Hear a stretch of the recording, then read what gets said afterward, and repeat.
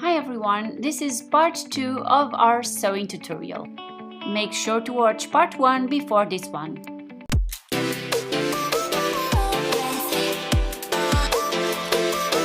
We can also prepare the straps. So I'm gonna cut 25 centimeters.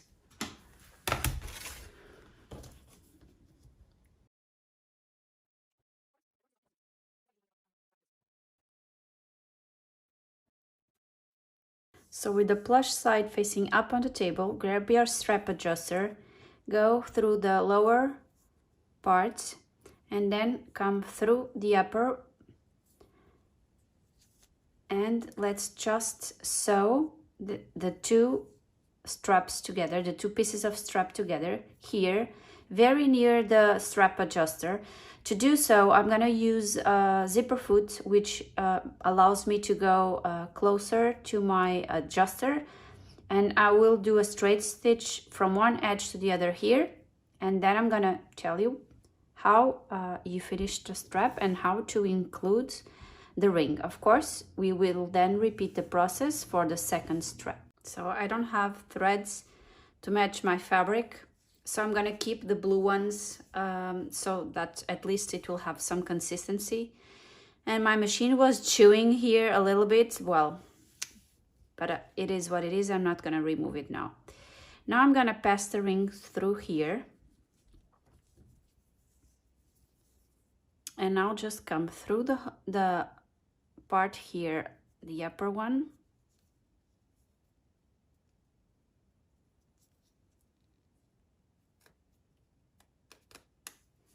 And go through the lower one here.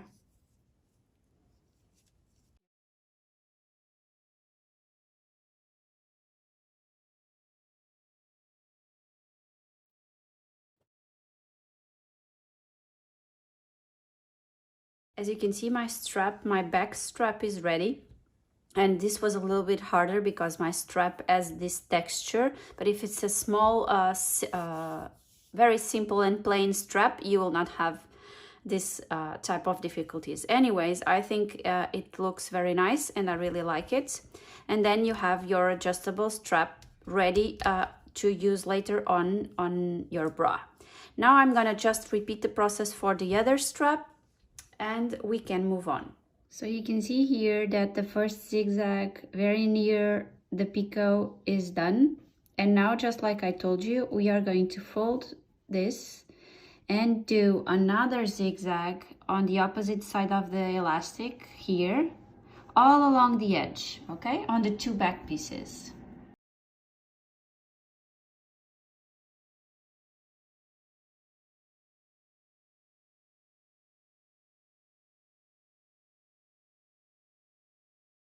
So this is how the cups look, the lining, the two. Once they are basted, I will remove these threads once I'm ready for it. But now it's very easy to sew the darts because the two layers are already attached together with the basting stitch. Go ahead and tie the knots on all the bust point darts you have just sewn. Cut the excess threads and we can move to the next step. And so the next step is to sew our strap. I have cutted 4 pieces of strap, 25 centimeters each. And my strap will be here, together with my fabric. I'm gonna place right sides facing together. So it's this one. Right sides facing together on the top there and aligning all of it and aligning my strap. Don't forget that we still need the seam allowance there where we will apply the elastic, but it will be like so. And now I'm gonna pin and I'm gonna secure the strap in place with straight stitch from one edge to the other. And I'm going to repeat the process on the other side. As you can see, the scallops of the lace are coming out a little bit. And that was intentional. If you remember, we aligned when we cut the lace, we aligned for the lower part of the lace. So it's even perfect if we now have the tulle ending here and the lace ending there, because when we secure the strap here, it will look very nice. Now, when I had my strap already in place, as I shown you, what I did was I opened it like so, and I did a top stitch on this side, like the understitch, you know. So this one I have already done, and this one I haven't, so I can show you. So we have just sewn here, right? And now we open the lining to this side, flatten it, and top stitch here. And once that is done, you will see, I will show you here, that this scallop here is exceeding the fabric. So I'm gonna cut it so that it's not here double, you see. So I'm gonna just cut this one, this small here, very carefully with my scissor. I'm gonna trim this small bit here of lace so that the finish, when I put this on the right side, it's nicer. And the straps are now attached to our main. When I'm sewing bras, I always cut all these excess threads, because you have see-through fabrics, and if you don't cut them and if you leave them and you forget, you will be able to see them, so it's very bad. So I'm going to cut excess threads, and of course I'm going to leave the ones that were the basting stitches, which I then want to remove later on. What I do sometimes, and today I completely forgot, is when we have our back band, and you know that your back strap is going to be attached here, but on the inside, right? To avoid having to have some more stitches visible here, what I do is, before flipping the elastic bands and doing this zigzag, I actually place this on the correct spot. And when we fold and sew this, we could have already used that stitch to secure this strap in place in this area here. And this would avoid additional stitches, which of course we never like to see visible. And in this case, with contrasting threads, even more. It makes even more sense. So if you are watching the tutorial, I hope you watch it till the end so you can do this small detail, which I really love doing when I'm paying more attention than today. Well, so my straps are ready, as I just told you, and we can now move on to the next step on our bra.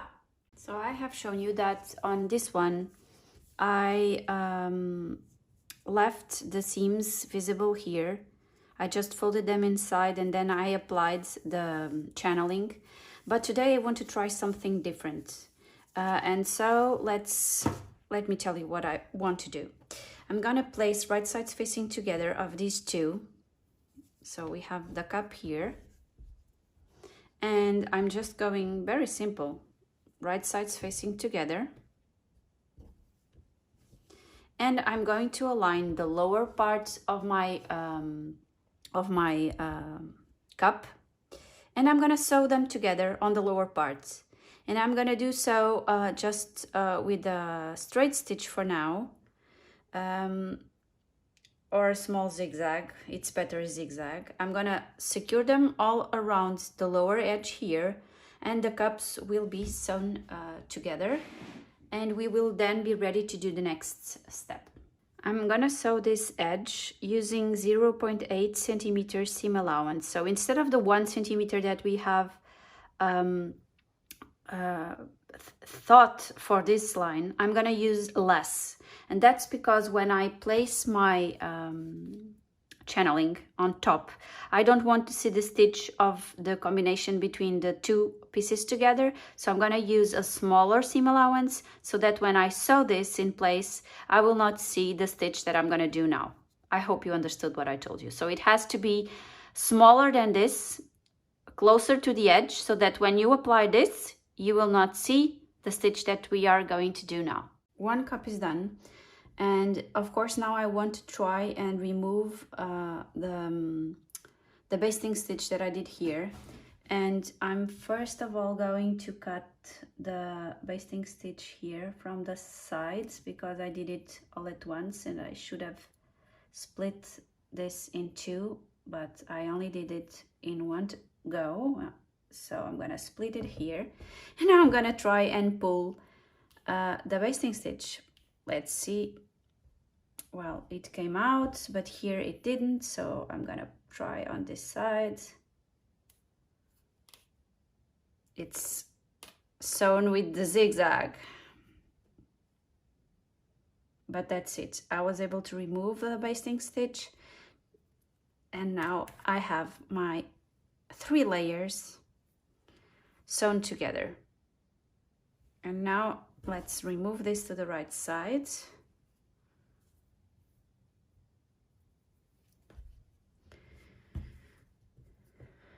Yeah, that's what I wanted.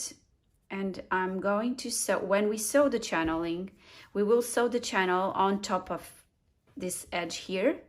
So we will hide this seam that we have just sewn. I'm gonna repeat the process for the other cup, and I'll be back to tell you what we should do next. Since our channel is going to be sewn on top of the wire line here, since we have made this seam allowance so that once it's ready on the inside it looks pretty, sorry, I'm gonna overlap it here, and I'm gonna pin it in place, and I'm gonna do a zigzag, securing the back to the front on the edge, just like I'm explaining. So here on the edge until we reach the top here, the edge here, and then we will be ready to apply the elastic. We will still need to do something first here, but just to explain you that we will then place the wire line here, and we will cover the seam allowance that we are now going to sew, and it will be visible at this stage.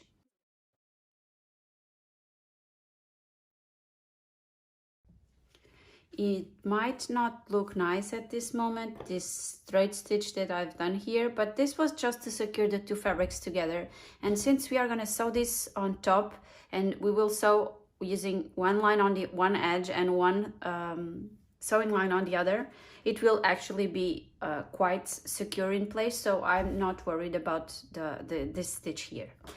Now the next step is for us to apply the elastic on this edge here, and just like we did on the lower part here, we will place the right side, the fluffiest side of the elastic facing top on our table, so facing up, and we will sew again very near the edge with a zigzag all the way around here. We will then fold, do the other zigzag just like we did here, and we will have our edges ready. I tend to pin the beginning of my sewing, and then I don't pin, and I just use my hands to guide the elastic and the fabric. And I also do a little bit of excess elastic here, because in the end I'm able to cut it until I have the right amounts of elastic. And for now, that's it. Let's go to the sewing machine and finish this edge here. Now that we have placed our elastic from the top here, and it's ready just like I explained you before, you can see that it looks pretty nice. And now we just need to cover this with our channeling. It looks nice even on the inside. You will see the seam, but it was hidden inside actually, so it doesn't look very bad, and it will be against your body. This is the part that it's going to be against your body, the inside, which I think looks nicer than the one I did in black and nude. And so the one of the next steps, because we still need to also attach the back strap, but before I attach the back strap, I'm gonna do the channeling. And the channeling, you can close the channel. You cannot close the channel, because we will need the opening on the edges to insert the wires. So I'm gonna put it on the edge there, and I'm gonna start sewing on the edge of the channeling on the outside, and I'm just going to orientate the channel. It has some stretch to the channel, so it's easy to create the curve, and I'm gonna curve until I reach here. And then here, since if you look at your bridge, you have a space between the two breasts, you can adjust that to your own measurements. So you can measure how much you have here and mark when you come here, when you are sewing this, stop, come here, mark the amount of distance that you want between the two cups, and then just continue sewing to the other cup. And we will have a continuous channeling under the busts. And when we reach here again, we will, when we reach to this edge, just sew it until the edge. And then we do the same process on the other edge of the channeling until our channeling is in place, sewn on both edges. When I sew the channel, I also sewn the 2 vertical lines here, just to make sure that the wires are completely restricted to each area of the cup. And when I push them, they will stay maximum until this area here. So that's why I have sewn 2 vertical lines here. And now to secure the straps for the back, I have measured this for myself. So I would advise you to check if your measurements are also good and comfortable like this. For me is 12 centimeters from the wire line, the outer wire line. I mark 12 centimeters. I put a pin, and this is where I'm gonna place my back strap. I do exactly the same marking for the other side, and I'm then ready to connect my strap here. And that's very easy to do, as you can imagine. You just put your fabric like so, and this like so, and this will be placed here. So I'm actually liking this outside. No, inside. Yeah, inside. So what I'm gonna do is I'm going to place my strap here. I'm gonna pin it in place, and I'm gonna sew it. What I did on the other one was sewing it with a straight stitch, and I only secured the strap to the picot part of the elastic, so a very, very precise stitch. And this allowed me not to have double stitches being visible, because I secured it right here on the edge and right here on the edge. But I told you before that one of the options would be to place the strap inside this first elastic, and so the lower part would already be sewn in place, which would be great. And now we would only need to secure this, which we can perfectly do on this edge here. So I'm gonna try again just to straight stitch there and the lower part here, so we don't have any more visible stitches here.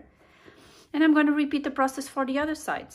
The channel is sewn in place, and now you just need to insert the wires, one for each side, and then do a small stitch here to close, a straight stitch just to close the channels. And we can go ahead and secure our hook and eyes and also our back straps. You can also already sew your channel, your front strap to your back strap, doing a simple pass here, fold, and again with your zipper foot, sew here a straight stitch, and the strap will be completely done.